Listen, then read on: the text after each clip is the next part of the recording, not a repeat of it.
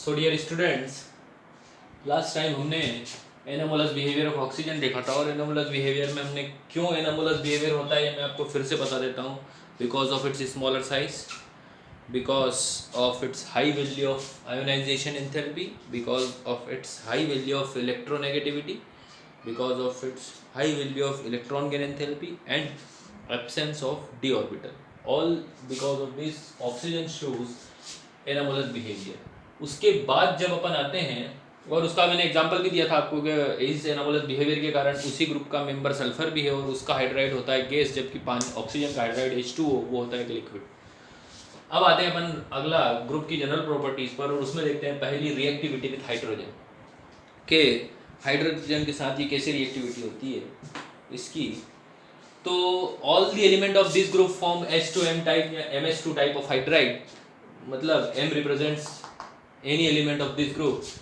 तो जैसे ऑक्सीजन बनाती है हाइड्रोजन का ऑक्साइड, ऑक्सीजन बनाती है जो हाइड्राइड उसको अपन वाटर बोलते हैं, hydrogen sulphide, hydrogen selenide, hydrogen telluride, इस तरीके से इनके नाम हैं. तो H2O, H2S, H2Se, H2DO और H2PO.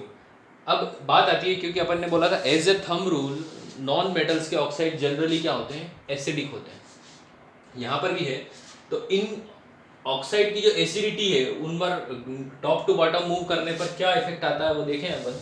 तो इन ऑक्साइड की एसिडिटी, एसिडिक कैरेक्टर जो है ऊपर से नीचे जाने पर बढ़ता है. बिकॉज आप जानते हैं वाटर एक एम्फोटेरिक है, न्यूट्रल है बोलते हैं अपन, पर बेसिकली वाटर न्यूट्रल नहीं, वाटर एम्फोटेरिक है. पानी एसिड के साथ बेस है और बेस के साथ एसिड है. तो ये कैरेक्टर जो है ये नीचे जाने पर बढ़ता है. ये ऐसा क्यों है, क्योंकि ये प्रोटॉन देने की tendency, because HM bond enthalpy जो है मेटल और हाइड्रोजन के बीच का जो बॉन्ड डिसोसिएशन एंथैल्पी वो नीचे जाने पर घटती जाती है. और ये नीचे जाने पर जब बॉन्ड डिसोसिएशन एंथैल्पी घटती जाती है तो प्रोटॉन को कैन बी लूज्ड या this hydrogen can be लूज्ड in the form of proton easily. तो इसीलिए नीचे जाने पर ये हाइड्राइड का जो एसिडिक कैरेक्टर है बढ़ता जाता है.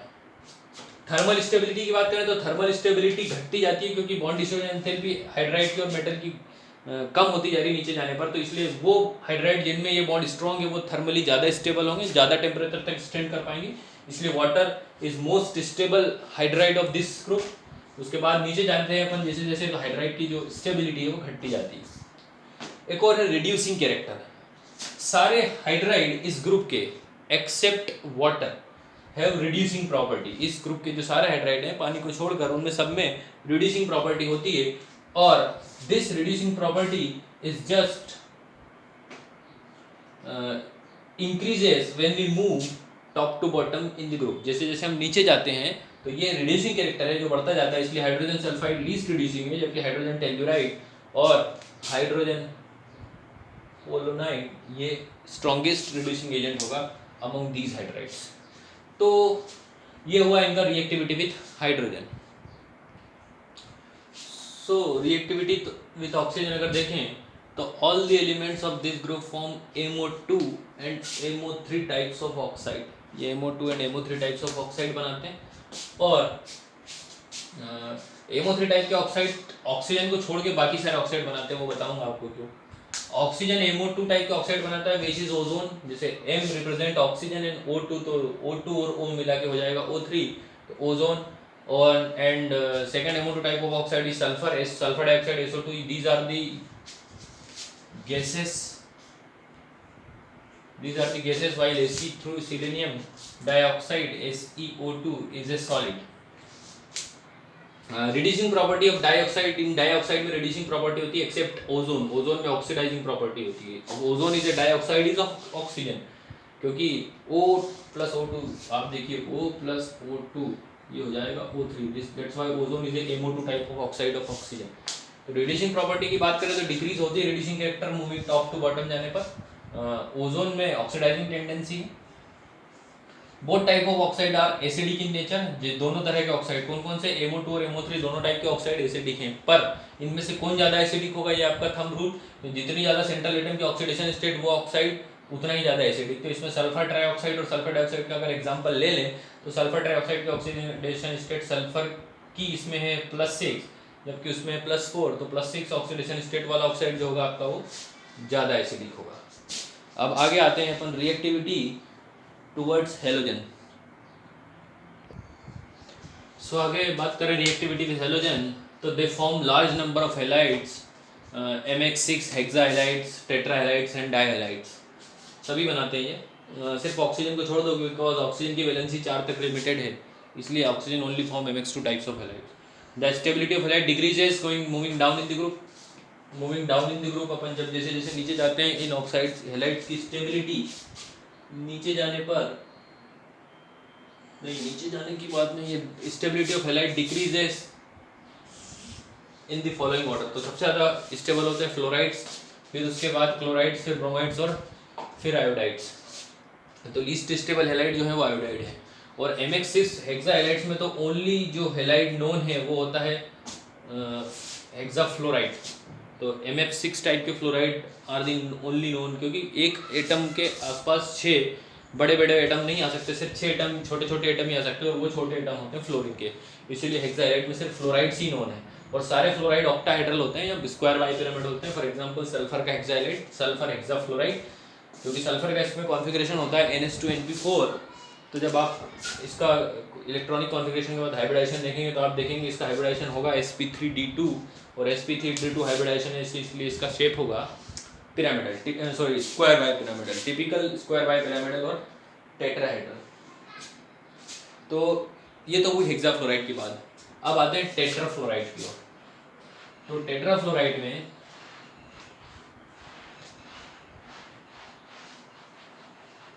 टेट्राफ्लोराइड फॉर एग्जांपल सल्फर का SF4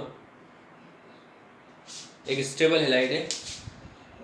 ये गैस है ACA4। सिलेनियम का जो है टेट्राफ्लोराइड एक लिक्विड है, और टेलिरियम का टेट्राफ्लोराइड एक सॉलिड है। ऑक्सीजन कोई टेट्राफ्लोराइड नहीं बनाता, सिर्फ उसके डाइहाइड ही मिलते हैं। दीज फ्लोराइड्स है sp3d हाइब्रिडाइजेशन। जैसे देखिए, जैसे कि सल्फर का भी अपन ने देखा, इसका कॉन्फ़िगरेशन होता है NH2NP4।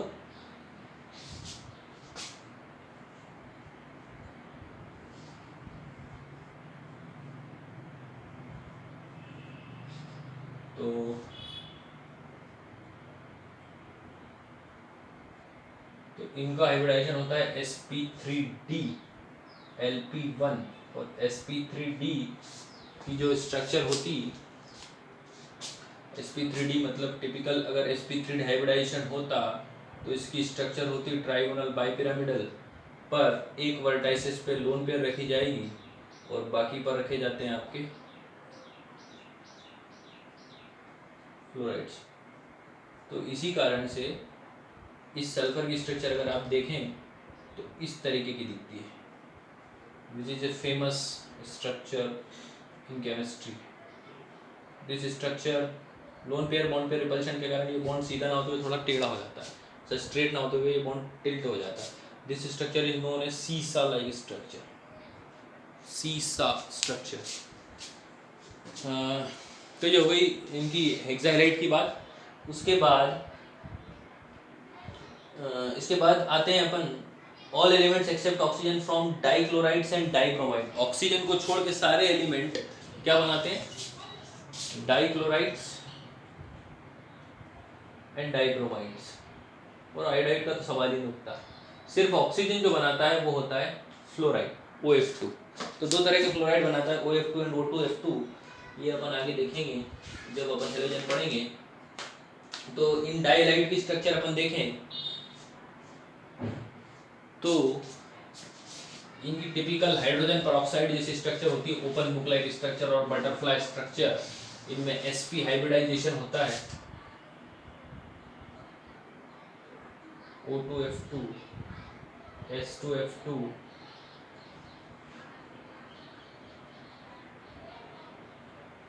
S2F2।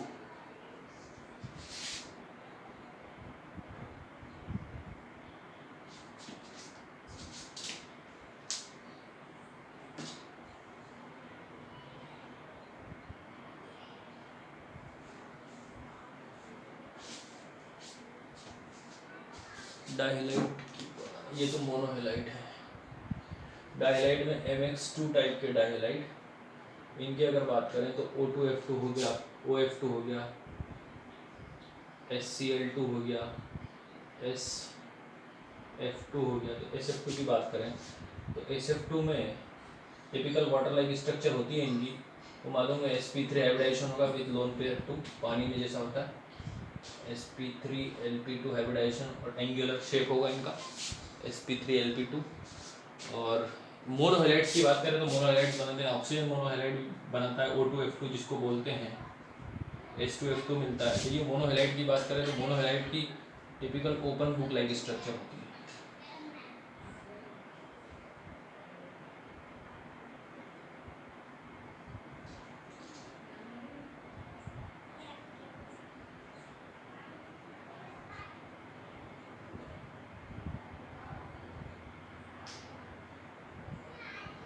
अच्छा, जैसे कोई butterfly open book like structure बोलते हैं इसको, तो ये होती है मोनोहैलाइड की स्ट्रक्चर। और ये डाइमेरिक हैलाइड जो है, मोनोहैलाइड जो डाइमेरिक होते हैं, मोनोहैलाइड है लेकिन डाइमर के फॉर्म में मिलते हैं, जैसे OF के फॉर्म में नहीं मिलता, O2F2 के फॉर्म में मिलता है, SF के फॉर्म में नहीं मिलता, H2F2 के फॉर्म में मिलता है।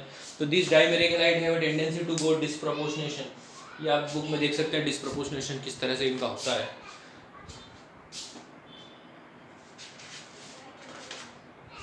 आगे आता है डाइऑक्सीजन। तो ऑक्सीजन की प्रिपरेशन अपन देखें। सो डियर स्टूडेंट्स, नेक्स्ट आता है डाइऑक्सीजन। तो डाइऑक्सीजन या सिंपली ऑक्सीजन, तो ऑक्सीजन आप जानते हैं, पहले इसकी प्रिपरेशन देख लेते हैं। तो oxygen can be prepared by thermal decomposition of chlorates, for example potassium chloride magnesium oxide की प्रेजेंस में, डाइऑक्साइड की प्रेजेंस में जब आप हीट करते हैं तो आपको पोटेशियम क्लोराइड और ऑक्सीजन गैस मिलती है। कुछ मेटालिक ऑक्साइड्स हैं जिनके थर्मल डिकम्पोजिशन से ऑक्सीजन मिल सकती है, जैसे सिल्वर ऑक्साइड, मर्क्यूरिक ऑक्साइड, इन दोनों के थर्मल डिकम्पोजिशन से आपको ऑक्सीजन मिलती है। हाइड्रोजन परऑक्साइड का डिकम्पोजिशन आइदर कैटालिटिक और थर्मल आपको ऑक्सीजन देता है। लार्ज स्केल पर अगर आपको बनाना हो तो इसको आप एयर से बना सकते हैं। फर्स्टली एयर में से अपन कार्बन डाइऑक्साइड और मॉइस्चर या वाटर वेपर डेली निकाल देते हैं और बची हुई गैसेस के मिक्सचर को अपन लिक्विफाइड कर देते हैं और फिर उसके बाद अपन फ्रैक्शनली डिस्टिल करते हैं, तो जो ऑक्सीजन है अपने बॉइलिंग पॉइंट पर बाहर आ जाती है। एक और मेथड है जिसमें आप इलेक्ट्रोलिसिस ऑफ वाटर से आप ऑक्सीजन बना सकते हैं। इलेक्ट्रोलिसिस जब आप करते हैं उसकी वाटर का, तो हाइड्रोजन आपको कैथोड पर मिलती है और एनोड पर आपको ऑक्सीजन मिल जाती है। इसके बाद अगला आते हैं अपन अब प्रॉपर्टीज़ पर। नेक्स्ट है प्रॉपर्टीज ऑफ ऑक्सीजन।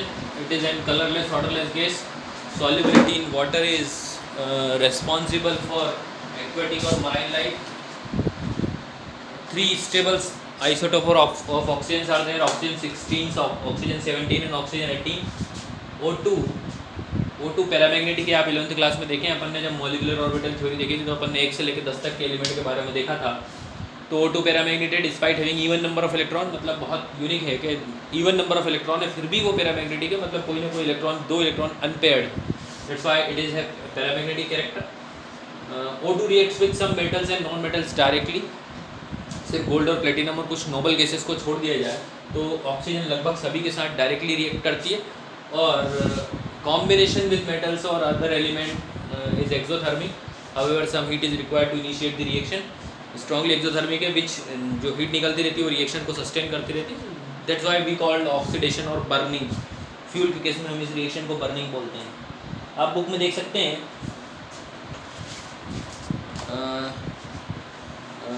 कुछ हीट जो रिक्वायर होती है जिसको अपन स्पार्क बोलते हैं, जैसे पेट्रोल को जलाने के लिए स्पार्क की ज़रूरत पड़ती है, वो हीट की रिक्वायरमेंट इसलिए है क्योंकि ऑक्सीजन जो डबल बॉन्ड डिसोसिएशन एंथैल्पी है वो होती है 493.4 किलो जूल पर मोल। तो इस बॉन्ड को तोड़ने के लिए एक स्पार्क की जरूरत पड़ती है। वो स्पार्क एक बार जब ये बॉन्ड टूट जाता है तो फिर ये जिससे रिएक्शन करेगी वो जो हीट निकलेगी वो अगले बॉन्ड को तोड़ देगी। इस तरह से रिएक्शन सस्टेन करती रहती है।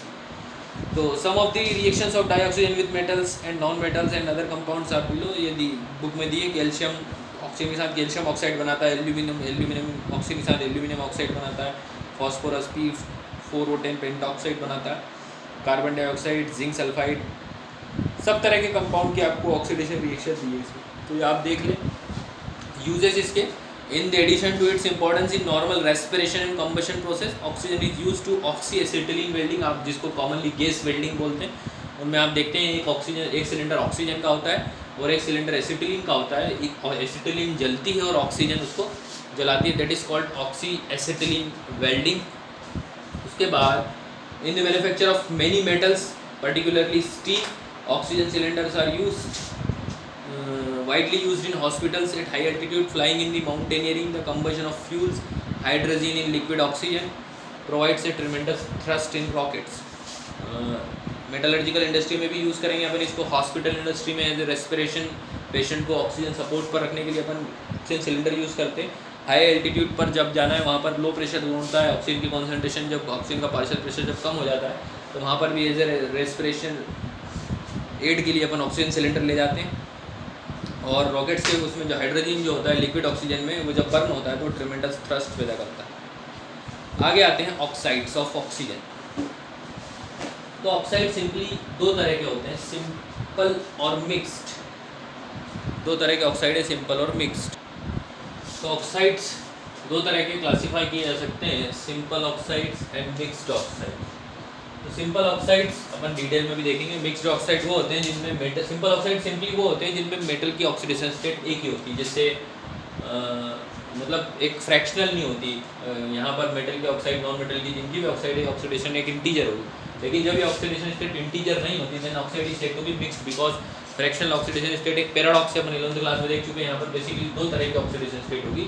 जैसे यहाँ पर आयरन के 3 एटम है तो आयरन के 3 एटम में 2 एटम प्लस प्लस होंगे और जबकि 1 एटम प्लस प्लस। इस तरीके से दो तरह की ऑक्सीडेशन स्टेट मिलती है। इस लेड के ऑक्साइड के केस में PbO3O4 के केस में भी ऐसा ही है। That's why this oxide these oxides are called mixed oxides. तो सिंपल ऑक्साइड्स अपने को देखना है तो सिंपल ऑक्साइड्स 4 तरह से क्लासीफाई किए जा सकते हैं, acidic, basic, neutral and amphoteric. तो acidic oxides are as a thumb rule में आपको बोल चुका हूँ, all oxides of non metals are acidic and all oxides of metals are mostly oxides of non metals are acidic and most oxides of metals are basic. ये एक general rule है कि metal के अधिकतर ऑक्साइड बेसिक होते हैं और non metal के अधिकतर ऑक्साइड एसिडिक होते हैं। For example SO2, Cl2O7, N2O5 and carbon dioxide are the examples of few acidic oxides of non metal.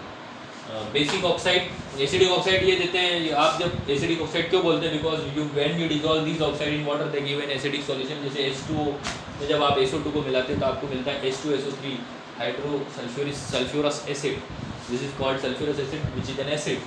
Basic oxide calcium oxide, magnesium oxide, Na2O, barium oxide, ये सब basic oxide हैं। Basic oxide इनका जो solution होता है बस वो alkaline हो जाता है because formation of hydroxide.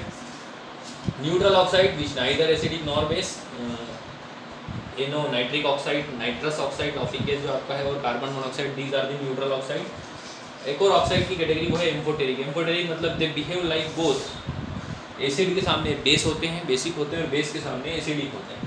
For example इसका फेमस एग्जाम्पल है आपका Al2O3। सो नेक्स्ट आता है ओजोन। तो ओजोन कैसे बनाते हैं? When a slow and dry stream of oxygen is pass through a silent electrical discharge. Silent electrical discharge होता है, दो इलेक्ट्रोड के बीच में एक हाई वोल्टेज करंट प्रोड्यूस किया जाता है जिसमें स्पार्क होती है लेकिन नॉइस नहीं होता, इसको बोलते हैं साइलेंट इलेक्ट्रिकल डिस्चार्ज। जब कराते हैं और जब वहाँ से ऑक्सीजन निकलती है तो this oxygen convert into ozone, और ये जो कन्वर्शन की प्रोसेस है एंडोथर्मिक होती है, इसीलिए यहाँ पर साइलेंट इलेक्ट्रिकल डिस्चार्ज है। साइलेंट मतलब अगर आप साउंड अगर प्रोड्यूस होगा तो वाइब्रेशन से, ये क्योंकि ये अगर ओजोन का बनना एंडोथर्मिक प्रोसेस है, हीट लगती है, तो ओजोन का टूटना एक्सोथर्मिक है, ये प्रोसेस स्पॉन्टेनियस होगी, और स्पॉन्टेनियस होगी तो ये ऑक्सीजन ओजोन का डिकम्पोजिशन होता है और ozone can B explode, ozone फट सकती है, इसलिए यहाँ पर साइलेंट इलेक्ट्रिकल डिस्चार्ज कराना पड़ता है। और ये जो प्रोसेस है जिसमें कराते हैं वो असेंबली को अपन बोलते हैं ओजोनाइज़र। तो ये ओजोनाइज़र है, इसमें जो ऑक्सीजन की कॉन्सेंट्रेशन मैक्सिमम आपको मिलती है 10% ओजोन तक मिलती है, वहाँ पर पूरी ऑक्सीजन में जो ओजोन की कॉन्सेंट्रेशन होगी वो 10% होगी। If concentration greater than 10% are required then battery of ozoniser is use. जैसे 10% इसने कर दी, फिर अगले ओजोनाइजर में लगे उसमें और 10% बढ़ गई, 11 हो गई, फिर अगले में उसकी और 10%, तो इस तरह से बढ़ती जाती है। तो ये परसेंटेज कॉन्सेंट्रेशन आपको बढ़ाना है तो सीरीज ऑफ ओजोनाइजर यूज़ करते हैं which is called battery. Pure ozone can B condensed in a vessel surrounded by liquid oxygen, क्योंकि ओजोन बहुत ही एक्सप्लोजिव हो सकता है अगर उसको प्रॉपरली हैंडल ना किया गया हो, तो उसके टेम्परेचर एक्सप्लोजिव बिहेवियर को कम करने के लिए टेम्परेचर हमेशा लोअर किया जाता है, लो रखा जाता है। तो लिक्विड ऑक्सीजन से एक वेसल सराउंडेड होती है, उसी में इसको स्टोर करते हैं। फिर आगे आता है आप इसका प्रॉपर्टीज। तो प्रॉपर्टीज आप देखेंगे pure ozone is a pale blue gas. अगर ओजोन गैस है तो पेल ब्लू कलर की होगी, डार्क ब्लू लिक्विड होगी और वायलेट ब्लैक सॉलिड होगी। It has characteristic smell and in small concentration it is harmless. Characteristic smell है और स्मॉल कॉन्सेंट्रेशन में ये हार्मलेस है। और पर कॉन्सेंट्रेशन 100 पार्ट्स पर मिलियन 100 ppm से ज़्यादा बढ़ी तो ब्रीदिंग अनकम्फर्टेबल हो सकती है, जिससे आपको हेडेक और नोशिया हो सकता है। थर्मोडायनेमिकली ओजोन अनस्टेबल है, क्योंकि अपन ने देखा इसकी प्रिपरेशन की उसमें आप अगर आप इसका डेल्टा एच देखेंगे तो डेल्टा एच इसका पॉजिटिव है। और आप जब गिब्स फ्री एनर्जी इसकी देखेंगे तो delta G is equal to होता है delta H minus T delta S. और एंट्रोपी चेंज, यहाँ पर एंट्रोपी घट रही है क्योंकि 3 ऑक्सीजन के मॉलिक्यूल 2 ऑक्सीजन के उसमें कन्वर्ट हो रहे हैं। इसका मतलब डेल्टा एस यहाँ पर नेगेटिव है, तो negative delta S becomes modulus जब आप लेंगे तो ये पॉजिटिव हो जाएगा। तो डेल्टा एच भी पॉजिटिव है, ये भी पॉजिटिव, इसका मतलब डेल्टा जी भी पॉजिटिव है। इसका मतलब डेल्टा जी पॉजिटिव, इसका मतलब बनने की प्रोसेस ओजोन की स्पॉन्टेनियस नहीं है, जबकि डिकम्पोजिशन की प्रोसेस क्या होगी, इस डायरेक्शन में डेल्टा जी पॉजिटिव है जबकि इस डायरेक्शन में डेल्टा जी नेगेटिव है। मतलब इसका डिकम्पोजिशन स्पॉन्टेनियस है। That's why ozone is thermodynamically unstable. Ozone thermodynamically unstable है। इससे कुछ अमाउंट की हीट और हीट निकल सकती है और ओजोन फट सकती है, एक्सप्लोजिव हो सकती है। High concentration of ozone can be dangerously explosive due to ease with which liberates atom of nascent oxygen. ये नेसेंट ऑक्सीजन लिबरेट करती है O2 plus O। This O is called as nascent oxygen. तो it acts, इसलिए ये एक powerful oxidising agent जैसा behave करती है। For example it acts oxidises lead sulphide to lead sulphate and iodide ions to iodine. आप book में देख सकते हैं रिएक्शन। और ये जो आयोडाइड आयन की जो रिएक्शन है इसके टाइट्रेशन के लिए यूज़ करते हैं।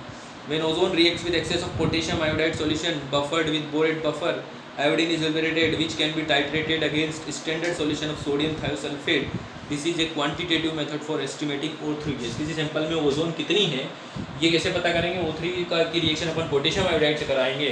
तो O3 आप बुक में रिएक्शन देख सकते हैं। O3 पोटेशियम से रिएक्शन आयोडाइड से रिएक्शन करके आयोडीन लिबरेट करेगा और जो आयोडीन लिबरेट होती है उसको अपन नाप सकते हैं। तो कितनी निकली है, तो अपने को पता है इतनी आयोडीन निकली और इतनी आयोडीन निकली है तो इतनी ओजोन रिएक्शन की होगी। इस तरह से किसी सैंपल में आपको ओजोन की कॉन्सेंट्रेशन पता चल सकती है। एक्सपेरिमेंटली ये देखा गया है कि nitrogen oxides nitric oxide combine very rapidly with ozone. Nitric oxide ozone से रिएक्शन करता है और ये पॉसिबल है कि वो नाइट्रिक ऑक्साइड जो आपका NO है ये ओजोन में लेयर का डिप्लीशन करवा रहा है। Basically nitric oxide jet fighter jet या जो भी होते हैं, ये फाइटर जेट जो जेट एरोप्लेन है उनके एग्जॉस्ट सिस्टम से एक एग्जॉस्ट गैस निकलता है NO। और ये जो NO है ये स्लोली डिप्लीट कर रहा है ओजोन गैस को, which is responsible for ozone hole formation. Another threat to ozone layer is probably posed in the use of freons CFC, carbon chlorofluorocarbon. इनके यूज़ से भी ओजोन डिप्लीशन होता है। ये फ्री रेडिकल जनरेट करते हैं। और ओजोन की जब स्ट्रक्चर की आप बात करें तो ओजोन की जो स्ट्रक्चर है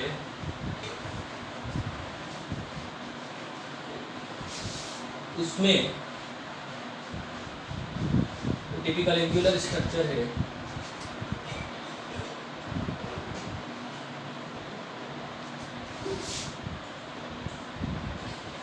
इसमें रेजोनेंस होता है, इसीलिए ओजोन की जो स्ट्रक्चर है वो इन दोनों कैनोनिकल फॉर्म का रेजोनेंस हाइब्रिड है। दोनों की बॉन्ड लेंथ ओजोन में इक्वल होती है और ये जो बॉन्ड लेंथ होती है ओजोन में इक्वल होती है, ये 128 पिकोमीटर की होती है दोनों की बॉन्ड लेंथ। और इसका बॉन्ड एंगल होता है 117 डिग्री। तो इसके बाद इसका यूजेस है, it is used as a germicide, disinfectant and for sterilising water. Ozonised water आपने देखा हो, बहुत सारे मिनरल वाटर ओजोनाइज्ड कहलाते हैं। डिसइंफेक्टेंट हॉस्पिटल पर्पस में, स्टरलाइजिंग पर्पस में से भी इसको हॉस्पिटल में यूज़ करते हैं। It is also use for bleaching oils, Ivory हाथी दांत को ब्लीच करने के लिए, सफ़ेद बनाने के लिए, फ्लोर आटे को ब्लीच करने के लिए, स्टार्च एट्सेट्रा। इसको ब्लीच करने के लिए यूज़ करते हैं। It act as an oxidising agent in manufacture of potassium permanganate. Potassium permanganate को बनाने के लिए इसको अपन एज एन ऑक्सीडाइजिंग एजेंट भी यूज़ करते हैं। तो ये हुआ आपका ऑक्सीजन। अब कल से अपन स्टार्ट करेंगे सल्फर। Thank you.